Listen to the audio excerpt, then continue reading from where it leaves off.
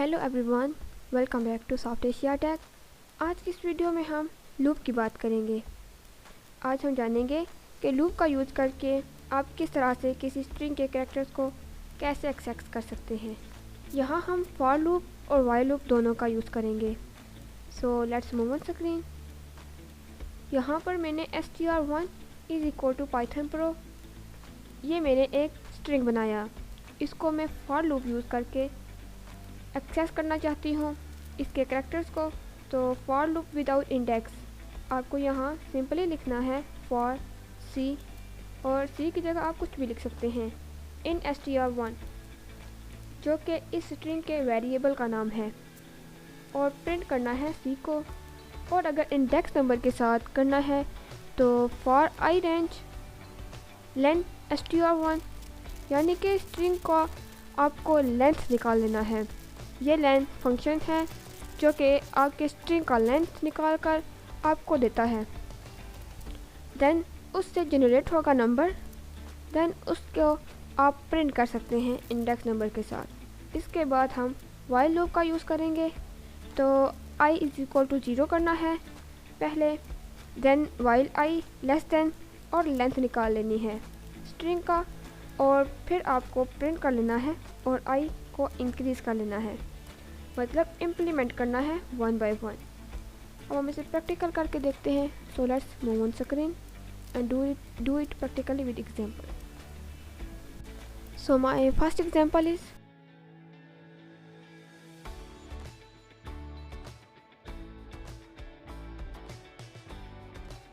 तो सबसे पहले मैं फॉर लूप का यूज़ करती हूँ विदाउट इंडेक्स।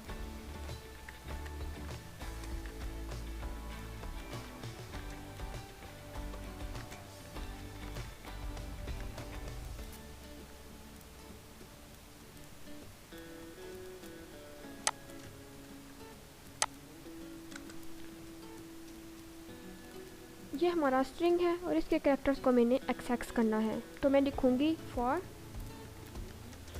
सी। ये हमारे कैरेक्टर्स हैं तो इसलिए मैं सी लिख रही हूँ, वैसे आप सी की जगह कुछ भी लिख सकते हैं। इन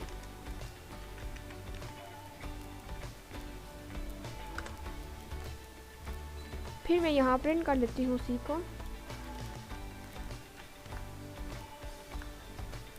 अब मैं इसे रन करती हूँ तो आप देखेंगे यहाँ पे हमें हमारे सारे कैरेक्टर एग्जीक्यूट होकर मिल रहे हैं।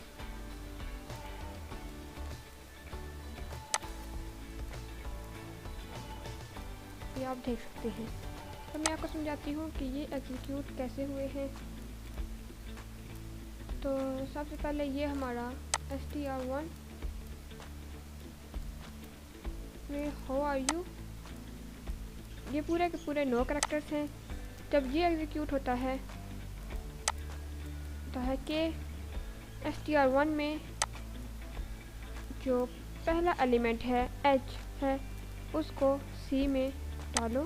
तो यहाँ पे हमारा पहला एलिमेंट h है, तो h में क्या चलाया, c चलाया, तो प्रिंट c, मतलब प्रिंट। इसके बाद फिर से ये लूप चलता है, उसके बाद से प्रिंट किया c, तो यहाँ पे हमें ये h मिला। उसके बाद हमारा o है तो o को c में डाला, उसके बाद हमने इसे प्रिंट किया तो ये आपको मिलता है। इसी तरह ये लूप चलता रहता है और आपका एक एक कैरेक्टर्स आगे बढ़ता जाता है। जब ये लास्ट हो जाता है तो कहता है कि इसके आगे कोई भी हमारा स्ट्रिंग या कैरेक्टर नहीं है, जिसकी वजह से ये लूप बंद हो जाता है।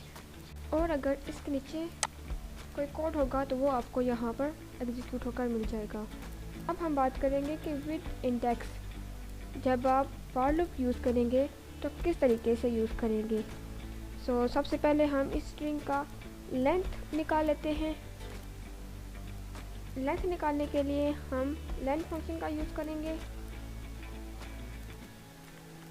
str1 इससे क्या होगा, इससे ये होगा कि इस स्ट्रिंग में यानी कि इस वेरिएबल में जो भी स्ट्रिंग असाइन होगा उस स्ट्रिंग का लेंथ ये लेंथ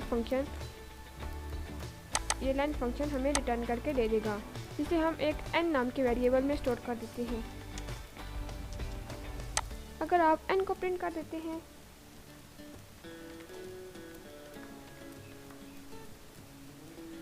अगर अब मैं इसे रन करूँ तो ये आपको बताएगा 11। अगर आप इसको कैरेक्टर टू कैरेक्टर काउंट करेंगे तो आपको मिलेगा 11। तो वही हमें ये रिटर्न करके n में दे रहा है, यानी कि 10। अब हम लोग इंडेक्स नंबर का यूज़ करेंगे। अब हम इंडेक्स नंबर का यूज़ करके इसको एक्सट्रैक्ट करने की कोशिश करते हैं। तो हम लिखेंगे for I in range n, और फिर यहाँ प्रिंट करते हैं str1 str I। सो इसे कैसे हमारा कैरेक्टर प्रिंट होगा ये हम देखते हैं। सो अब मैं इसे रन करती हूँ तो आउटपुट में हमें यहाँ सारे कैरेक्टर्स दिखाई दे रहे हैं। कैसे, यहाँ हमने str1 और I लिखा हुआ है। सो लेंथ हमने निकाल लिया 11 है। For I in range n का मतलब 10 है। जब ये लूप पहली बार चलेगा तो ये पहला एलिमेंट जो कि 0 है वो I में चला जाएगा, यानी कि I इक्वल हो गया 0 के। प्रिंट str1I, हम जानते हैं कि ये जो हमारा स्ट्रिंग है इसके कैरेक्टर का इंडेक्स है 0 1 2 3 4 5 6 7 8 9 10 और 11। सो str0 में क्या है, हमारा h है, तो हमें h डिस्प्ले होके दिखाई देगा। जब ये लूप दोबारा से रन करता है तो कहता है कि नेक्स्ट एलिमेंट जो कि 1 है तो I में चला आता है 1, तो यहाँ str I में 1 में क्या है, हमारा O है, तो O दिखाई देगा हमें यहाँ पर। इसी तरह से हमारा ये लूप चलता रहता है और हमारा सारा डेटा हमें यहाँ पर दिखाई देता है। जब लास्ट टाइम ये रन होता है तो इसके आगे हमें कोई एलिमेंट नहीं होने की वजह से I में कुछ नहीं आएगा, तो ये लूप हमारा बंद हो जाएगा। अगर इसके नीचे कोई और कोड हुआ तो वो हमें यहाँ दिखाई देगा। अब हम व्हाइल लूप की बात करेंगे। इसमें हमें एक वेरिएबल चाहिए होता है I की value I is equal to 0 करके while I less than n। I तब तक चलेगा जब तक हमारा ये पूरा लेंथ ख़त्म नहीं हो जाता, और n में हमारा लेंथ है। प्रिंट करते हैं str1 और I हमारा इंडेक्स है, और यहाँ पर आपने I को इंक्रीज़ कर देना है I प्लस इक्वल टू 1। अब मैं इसे रन करती हूँ तो आप देखेंगे यहाँ पे हमारा सारा डेटा दिखाई दे रहा है। देखते हैं कि ये कैसे एग्जीक्यूट हो रहा है। पहले जब ये रन करेगा तो ये इस स्ट्रिंग के लेंथ को असाइन करेगा।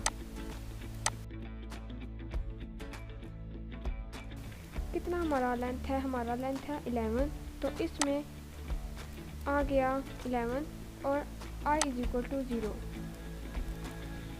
तो 0 लेस देन 11 कंडीशन ट्रू है, तो इसके अंदर कोड एग्जीक्यूट हो रहा है। तो जब ये एग्जीक्यूट होता है तो ये कहता है कि str1